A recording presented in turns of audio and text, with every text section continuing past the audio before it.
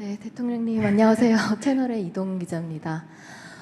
코스피 5천 시대가 이제 또 코앞에 다가왔는데요.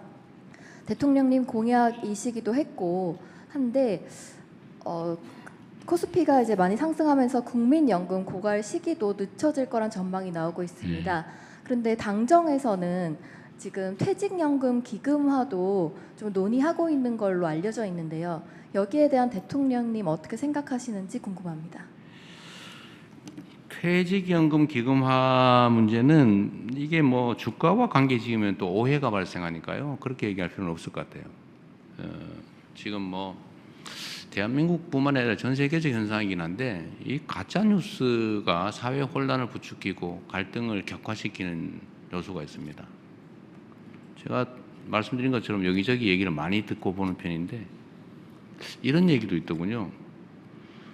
정부에서 우리 국민들의 해외 주식을 강제 매각을 검토하고 있다. 이런 그게 뭐 엄청 많이 퍼지고 있어요. 보니까 마치 진실인 것처럼. 그 가능하지도 않잖아요. 어떻게 무슨 사회주의 국가도 그렇게 못하죠. 어떻게 그거를 팝니까? 이런 오해들이 발생할 수 있어서 이제 말 조심해야 되는데요. 퇴직연금 기금화 얘기도 사실 그런 정치적 이제 오해를 유발하는 이제 악성 가짜 뉴스들이 있는 것 같습니다. 예를 들면 그거 내 건데 퇴직연금 내 건데 정부에서 저기 외환 시장 방어하려고 지 마음대로 쓰려 그런다. 이런 또 헛소문이 퍼지고 있더라고요. 가능하지도 않을 뿐만 아니라 뭐 그렇게 할 필요도 없고 그렇게 할 의사도 전혀 없습니다. 그런데 퇴직연금이 문제예요.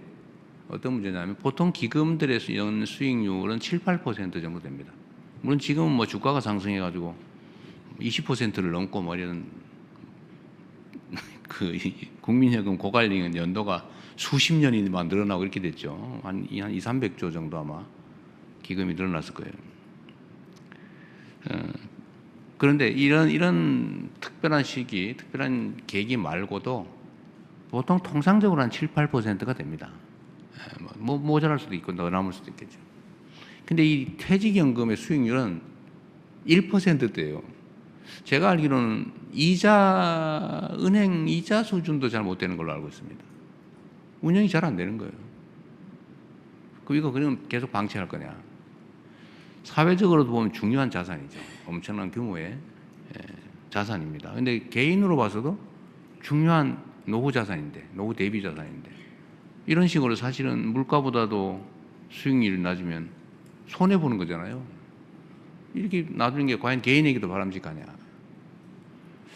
그래서 이거를 뭐 퇴직연금, 국민연금, 기초연금, 공무원연금, 사학연금, 군인연금 이게 막 너무 우리나라 복잡하고 그래서 이걸 좀 통합해서 좀 구조조정을 좀 할 필요가 있지 않냐.